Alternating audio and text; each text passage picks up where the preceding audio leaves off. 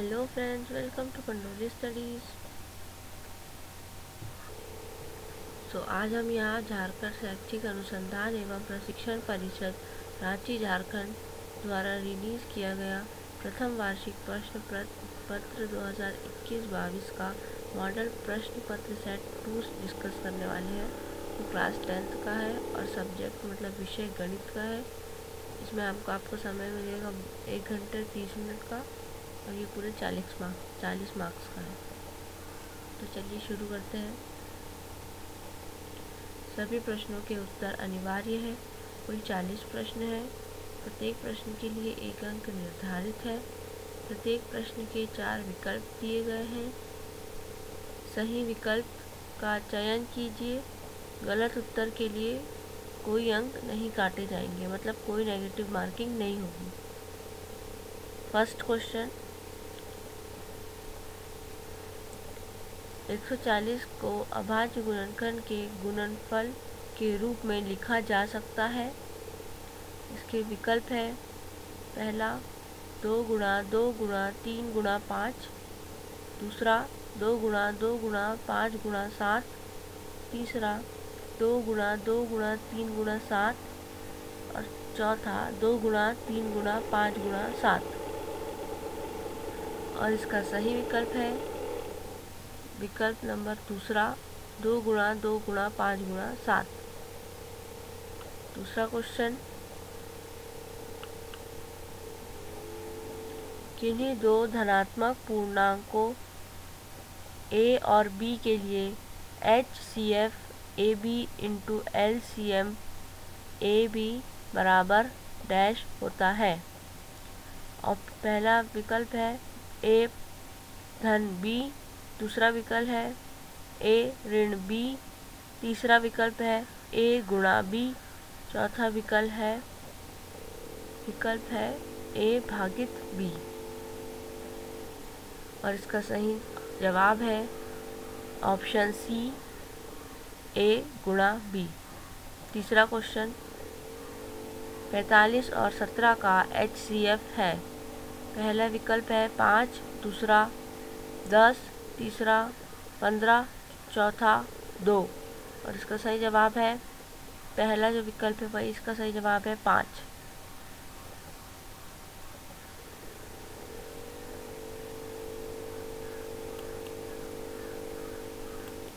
चौथा प्रश्न, दो धनात्मक a तथा b दिए रहने पर यदि अद्वितीय पूर्ण संख्या विद्यमान है तो निम्न में से कौन सा कथन सत्य है। पहला है a बराबर बी क्यू ऋण r, दूसरा a बराबर बी क्यू धन r, तीसरा है a बराबर बी बाय क्यू ऋण r और चौथा है a बराबर b बटे क्यू ऋण r। और इसका सही जवाब है ऑप्शन बी, a बराबर बी क्यू प्लस धन r। प्रश्न नंबर 5वां, यदि बहुपद x square minus 9x plus a के शून्यांकों का गुणनफल 8 है तब पहला विकल्प ऋण 1 ऋण 8, दूसरा विकल्प 1 ऋण 8, तीसरा विकल्प ऋण 1 8 और चौथा विकल्प 1 और 8। और इसका चौथा आखिरी विकल्प ही सही विकल्प है 1 और 8। प्रश्न नंबर 6वां, अल्फा बीटा के बहुपद x square plus 2x plus 1 है तब 1 बटे अल्फा प्लस धन 1 बटे बीटा बराबर क्या होगा। तो इसके विकल्प है, पहला 2, दूसरा ऋण 2, तीसरा 0 और चौथा 1। और इसका सही जवाब है विकल्प दूसरा यानी कि -2। प्रश्न नंबर 7वां, समीकरण युग्म a1x धन b1y धन c1 तथा a2x धन b2y धन C2 बराबर 0 में यदि A1 बटा A2 बराबर से B1 बटा B2 बराबर से C1 तथा C1 बटा C2 हो तो समीकरण युग्म होगा। मतलब समीकरण के कितने हल हो सकते हैं। तो पहला विकल्प है अद्वितीय हल, दूसरा है अनेक हल, तीसरा है कोई हल नहीं होगा और चौथा है 2 हल होंगे। और इसका सही जवाब है दूसरा वाला विकल्प, अनेक हल होंगे। प्रश्न नंबर 8वां,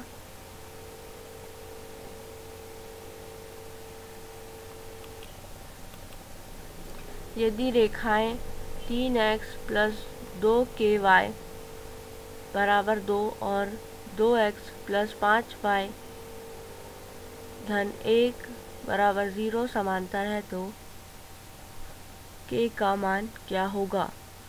पहला विकल्प है माइनस मतलब ऋण 11/4, दूसरा विकल्प है ऋण 15/4, तीसरा विकल्प है 15/4 और चौथा विकल्प है 11/4। और इसका सही जवाब होगा विकल्प नंबर तीसरा C 11/4।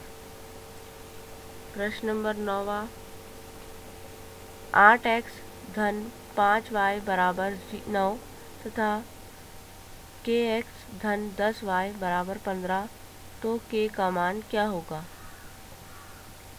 पहला विकल्प है ऋण 16, दूसरा विकल्प है 16, तीसरा विकल्प है 15 और चौथा विकल्प है 9। और इसका सही जवाब है B 16। प्रश्न नंबर 10वां, के किस मान के लिए रेखा युग्म में 5x धन 3x बराबर 4 तथा 3x ऋण 2x बराबर 10 असंगत है। और विकल्प A है x बराबर 1 और y बराबर ऋण 1, B x बराबर 2, y बराबर ऋण 2, C x बराबर 3, y बराबर 0 और D चौथा है x बराबर -3 और y बराबर ऋण 1। और इसका सही विकल्प है B x बराबर 2, y बराबर -2। प्रश्न नंबर 11वां, यदि x बराबर a और y बराबर b समीकरणों x माइनस y बराबर 2 और x धन y बराबर 4 का हल है तो a और b का मान क्रमशः क्या है। पहला विकल्प है 3 और 5, दूसरा विकल्प है 5 और 3, तीसरा विकल्प है 3 और 1, चौथा विकल्प है ऋण 1 और धन 1। और इसमें सबसे सही आंसर है 3 और 1, विकल्प नंबर तीसरा। 12वां प्रश्न, रैखिक समीकरण युग्म 5x बराबर 2y बराबर 16 एवं 7x ऋण 4y बराबर 2 के हल क्रमशः है। पहला विकल्प x बराबर 1, y बराबर 1, दूसरा विकल्प x बराबर 2, y बराबर 1, तीसरा विकल्प x बराबर 1, y बराबर 3 और x बराबर y बराबर 3। और इसका सही विकल्प है तीसरा x बराबर 1, y बराबर 3। प्रश्न नंबर 13वां, निम्नलिखित में से कौन सा द्विघात समीकरण है। 4 समीकरण दिए हैं, इसमें आपको देख के और सॉल्व करके पता करना है कि इसमें से सही कौन सा है। तो इसमें से सही है बी वाला प्रश्न, बी वाला x ऋण 2 की घात 2 बराबर 2x ऋण 3। प्रश्न नंबर 14वां, समीकरण के समान तथा पुनरावृत्ति मूल होने के लिए शर्त है D बड़ा होना चाहिए 0 से, D 0 के बराबर होना चाहिए, D छोटा होना चाहिए 0 से या फिर इनमें से कोई नहीं, और इसका सही जवाब है डी, बराबर होना चाहिए 0 के। 15वां प्रश्न है द्विघात समीकरण 3x की घात 2 ऋण 2x धन 1/3 बराबर 0 का मूल्य ज्ञात कीजिए। ए है ऑप्शन 1/4 1/2, बी है 1/3 1/3, सी है 1/4 1/4 या फिर डी है 1/2 1/2। और इसका सही जवाब है 1/3 1/3। प्रश्न नंबर 16 AP 3 1 -1 और 3 के लिए क्रमशः प्रथम पद A और सार्वअंतर D क्या होगा। पहला है 3 2, दूसरा है 3 ऋण 2, तीसरा है 1 और 3 और चौथा है -1 -3। और इसका सही जवाब है दूसरा +3 -2। 17वां प्रश्न है AP 21 18 15 डैश डैश डैश कौन सा पद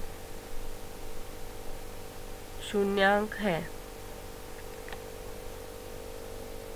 पहला है विकल्प 11वां प्रश्न 11वां, दूसरा है 7वां, तीसरा है 8वां और चौथा है 9वां। और इसका सही जवाब है सी 8वां। प्रश्न नंबर 19वां 6 से विभाज्य प्रथम 40 धन पूर्णांकों का प्रयोग होगा। पहला है 4564, दूसरा है 5640, तीसरा है 4920 और चौथा है 5000। और इसका सही विकल्प है सी 4920। ये प्रश्न नंबर 18वां भूल गए थे। 18वां प्रश्न है 7 13 19 और 215 में कितने पद है। पहला विकल्प है 35, दूसरा है 34, तीसरा है 32 और चौथा है 33। और इसका सही जवाब है 34। प्रश्न नंबर 20 सभी खालिस्तान त्रिभुज समरूप होते हैं। पहला समबाहु, दूसरा समद्विबाहु, तीसरा समकोण और चौथा विषमबाहु। और इसका सही जवाब है समबाहु। 21वां प्रश्न यदि एक त्रिभुज के दो कोण एक अन्य त्रिभुज के दो कोणों के क्रमशः बराबर हो तो दोनों त्रिभुज समरूप होते हैं। ये समरूपता की इस कसौटी को किस नाम से जाना जाता है। पहला है ASA, दूसरा है SAS, तीसरा है AA, चौथा है SS। और इसका सही विकल्प है AA। विकल्प तीसरा निम्न में से कौन त्रिभुजों की सर्वांग समता की कसौटी नहीं है। पहला है SSS, दूसरा है AAA, तीसरा है ASA, चौथा है SAS। और इसका सही विकल्प है दूसरा विकल्प AAA। प्रश्न नंबर 23वां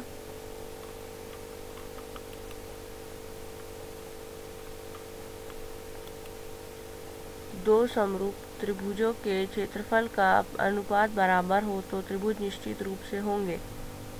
पहला समबाहु, दूसरा सर्वांग सम, तीसरा विषमबाहु, चौथा समद्विबाहु।